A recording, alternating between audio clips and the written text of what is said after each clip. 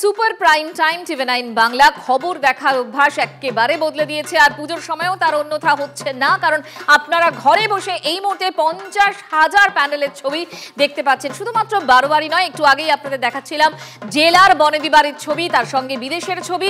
এবার আমরা শহর কলকাতাতে চলে এসেছি, একই সঙ্গে শোভাবাজার রাজবাড়ির ছবি দেখাচ্ছি আমরা, মল্ল রাজবাড়ি, শ্রীভূমির ছবি, বেলুর মঠের ছবি এবং কামার পুকুরের ছবি। একই সঙ্গে একাধিক উইন্ডোর মাধ্যমে ছবি দেখাচ্ছি আপনাদের।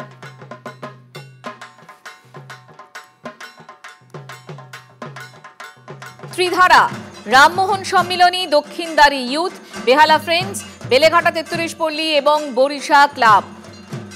একের পর এক ক্লাবের ছবি, বারোয়ারি পুজোর ছবি আপনাদের সামনে। আজ মহাসপ্তমী, বাঙালির শ্রেষ্ঠ উৎসবের আজকের দিনকে বলা হয় পুজোর প্রাণকেন্দ্র। কারণ এই পুণ্যতিথিতে মহামায়ার প্রাণ প্রতিষ্ঠা হয়, নবপত্রিকা স্নান, কল্পারম্ভ এবং নানান আচার অনুষ্ঠানের মাধ্যমে দেবীকে আবাহন করা হয় এবং আহ্বান করা হয়। শুধু নয়, দেবীর চক্ষুদান, প্রাণ প্রতিষ্ঠা সবই হয় এই সপ্তমী তিথিতেই।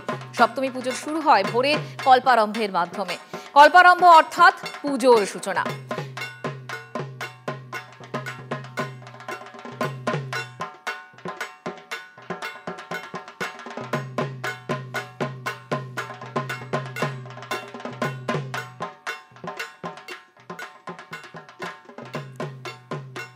এই মুহূর্তে শহর কলকাতার পুজোর কথা আপনাদেরকে বলছিলাম। চলুন মুদিয়ালির পুজো মণ্ডপে চলে যাই, কারণ সেখানেও জমজমাট সপ্তমীর দুপুর এই মুহূর্তে দাঁড়িয়ে।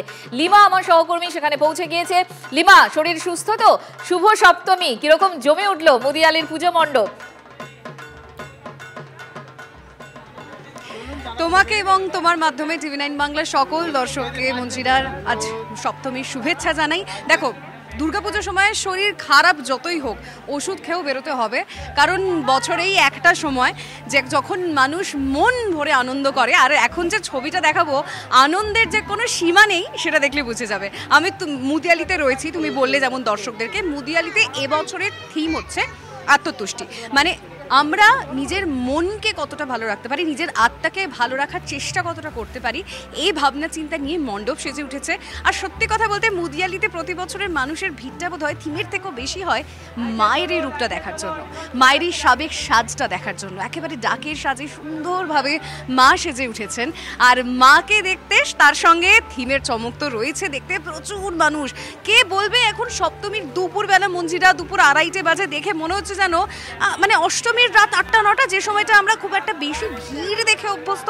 প্রচুর মানুষের ভিড় দেখতে পাচ্ছি, ছোট থেকে বড় সবাই এসে একটু কথা বলার চেষ্টা করি। কেমন লাগলো মণ্ডপ? অসাধারণ, দক্ষিণে তো সেরা পুজো এটা।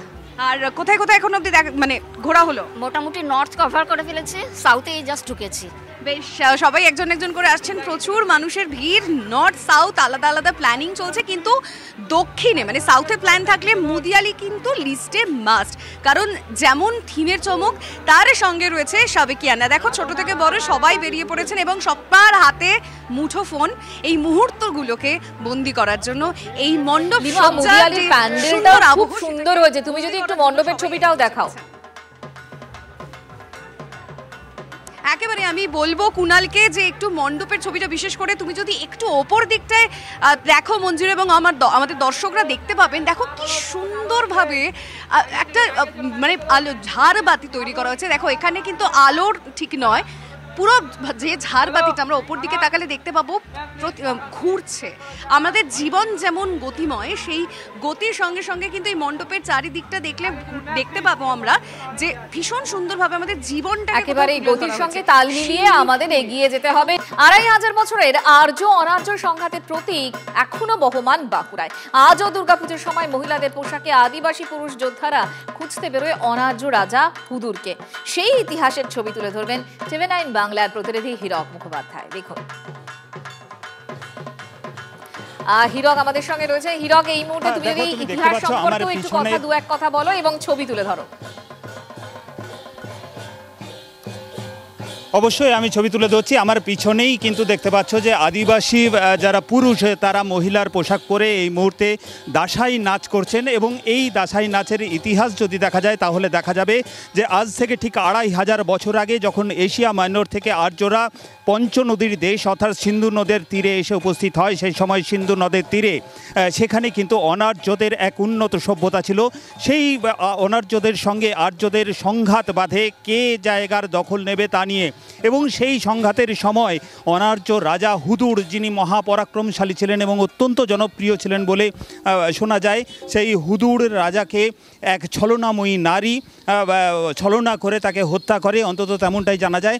এবং সেই হুদুরের খোঁজে আজ পর্যন্ত আদিবাসী যোদ্ধারা নারীর ছদ্মবেশে বাড়ি বাড়ি ঘুরে বেড়ান এবং দাসাই নাচ করেন। তুমি দেখতে পাচ্ছ সেই আদিবাসী পুরুষেরা তারা বিভিন্ন ধরনের তাদের যে ট্র্যাডিশনাল বাদ্যযন্ত্র, সেই বাদ্যযন্ত্র বাজিয়ে মাথায় যে ময়ূরের পালক, সেই পালক গুঁজে এবং মাথায় বিশেষ এক ধরনের পাগড়ি পরে তারা এই মুহূর্তে দাসাই নাচে মেতে উঠেছেন।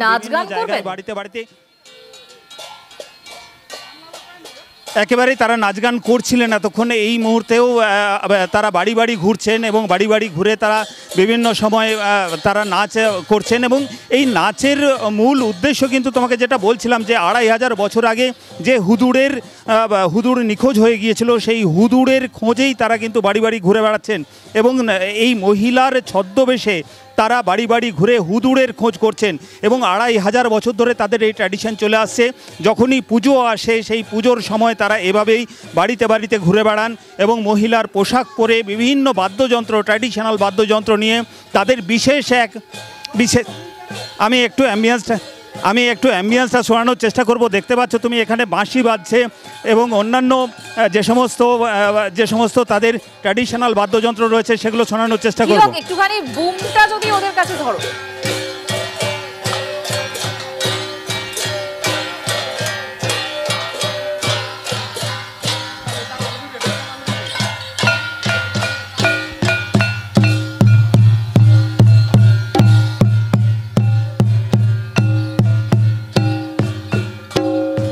হিরক, বুঝতে পারছি, আপাতত তোমাকে অনেক ধন্যবাদ।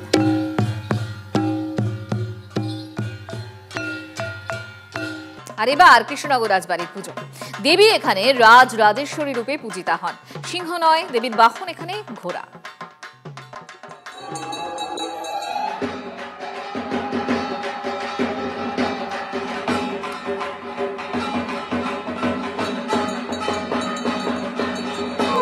দুর্গাপূজার সময়কালে বড় দেবীর পূজা অনুষ্ঠিত হলেও দুর্গাপূজার সাথে বড় দেবীর পুজোর রীতিনীতি এবং আচার ব্যবহারে কিন্তু অনেকটাই তফাৎ রয়েছে।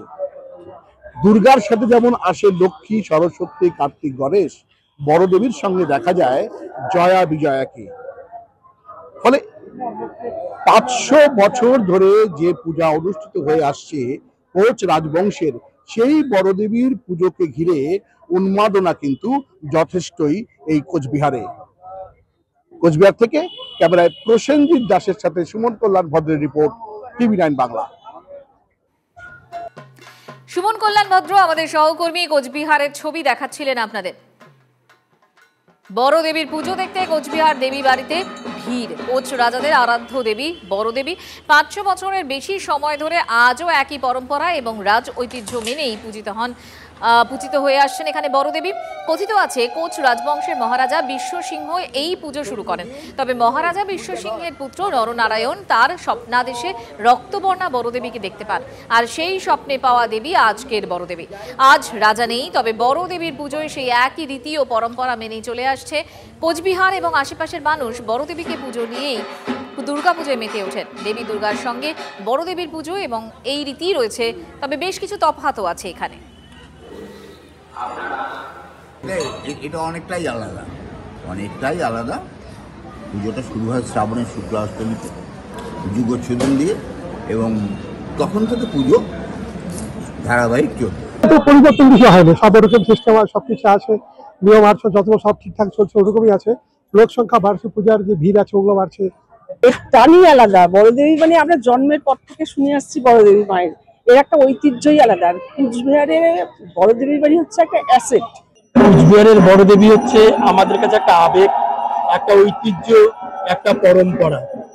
আমরা কুচবিহারের মানুষ বড় দেবীর কাছে প্রার্থনা করি কুচবিহারের মানুষগুলো সুখে থাকে, শান্তিতে থাকে, এবং কুচবিহারের একটা ট্রেডিশন যে কুচবিহারের মানুষ বড় দেবীকে দর্শন করে আবার অন্য দেবী দর্শন করে।